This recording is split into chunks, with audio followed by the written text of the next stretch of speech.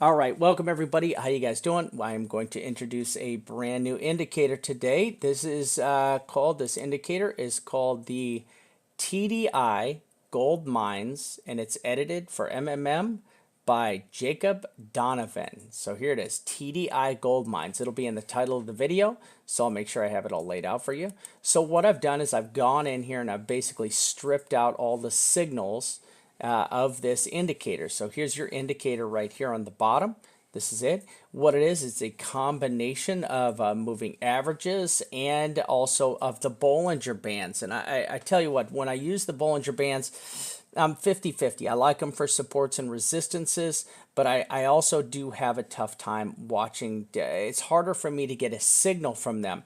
So what this does is this indicator actually gives you a signals using the supports and the resistances of a typical Bollinger Band scenario, a Bollinger Band system, right? So what I've done is I've sourced and I've found out. First thing I did is I ran into this chart and I wanted to discover what was one of the things that you got to be looking for. Oops, and I missed one of these over here.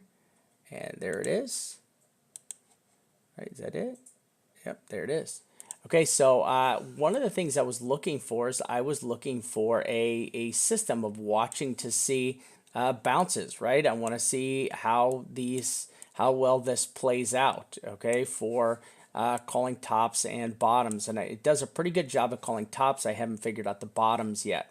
So one of the things, looking back in these charts, orange is a warning. There's your warning.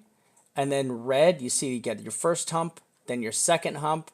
So there's your first warning, there's your second warning, and then you get your drop, and then you get your indicators. When your indicators roll over, that's pretty much it. Here your indicators first started to roll over. As soon as the green gets on the bottom side of this indicator, it is bearish. So green on the bottom side is bad, okay? So when your green is on the lower side, that means your bearish red is overpowering it, and you can see that the bearish red chases the green all the way down to the bottom. One thing I did notice is that this doesn't actually like to usually touch the bottoms or the tops on bounces.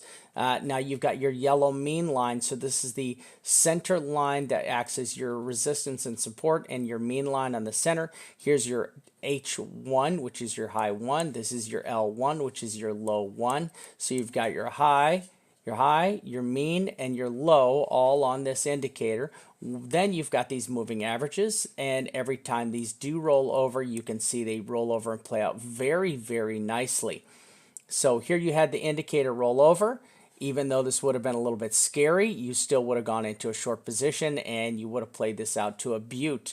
Same thing here. This would have rolled over. You would have played this out to a butte. Now, the other thing you're watching for is you're watching for these double tops. The warning top, then the signal drop top. Warning top, and then the drop top. Warning top, then the drop top. And it kind of happens over and over. Now, this is a little bit interesting over here because this gives us a warning top, but the price action is higher. And then we got the drop. So that means I'm going to have to go back in and look and see what happens when I get a higher high with a lower indicator, and then a higher on the indicator and a lower on the price action, right? Along with the cross. Now, once the green is on the bottom side, you go bearish in this scenario. All right, I want to show another thing that we've learned about the indicator. When you are in a bearish trend, one of the things that happens inside of this bearish trend is it likes to stay below the mean line. So your yellow line is the mean line. It gets into this long channel, and this mean line then becomes your top. Look, it doesn't ever go up and touch the mean line once it truly goes bearish. Once you get this true bearish pattern, you never get up here and touch the mean line again until you finally break through it. Okay, now here you go. Second thing, second big bear dump we had, and you're below it. Never touch the mean line until you broke through it, right? And take a look how convenient that was. This actually broke through.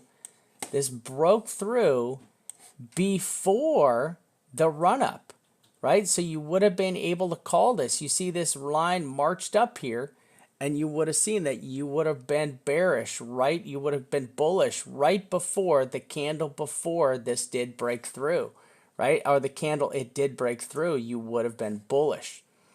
Okay, so you would have been really close right here. Now, here would have been your cross. There would have been your bullish cross right there, right? There would have been your bullish cross to give you the signal to go long. So you would have, there would have been a signal to go long. There would have been your signal to go short.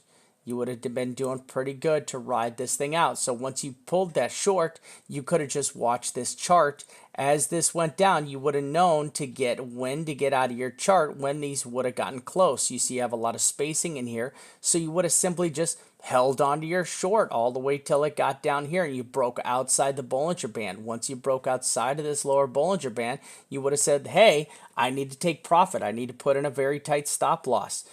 Great use of this chart, right? Same thing here. It came all the way down, broke outside the Bollinger Band. You would have finally been watching this, layering your stop loss in.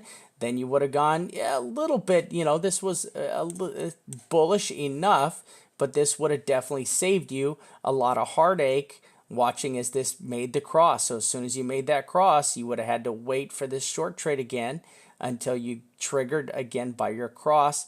Never touched the mean there, dropped out again, got up right to the mean, dropped out again, and then that was it, your final break back through. So now we have, for the first time, as you see, this thing goes up and drops out, goes up and drops out, at least does one good up and drop out before. This is our very first up here in this channel, our very first up. So to me, we already know we're bearish, okay? We already know. We know we're in a bearish wedge. We know where we're sitting. Now, these Bollinger Bands have opened up real wide. Now, this is both scary because you have a long way to go, and this thing does like to find the bottom. It wants to get outside the Bollinger Band to basically confirm that it is a retracement or a reversal, right? Got outside the Bollinger Band? Nope. Got outside the Bollinger Band? Yes. Outside the Bollinger Band? Nope. Outside the Bollinger Band? Yes. Outside? Nope. Outside? Yes. Right? This thing actually came out 3 times. 1, 2, 3. And then finally pulled it out. Now, we have had a long run on the outside this BB. Could this be 1 and 2? Right? Like you had here, 1 and 2. And now you're looking for your last fall down to be caught here. Great chart. Great use of this chart.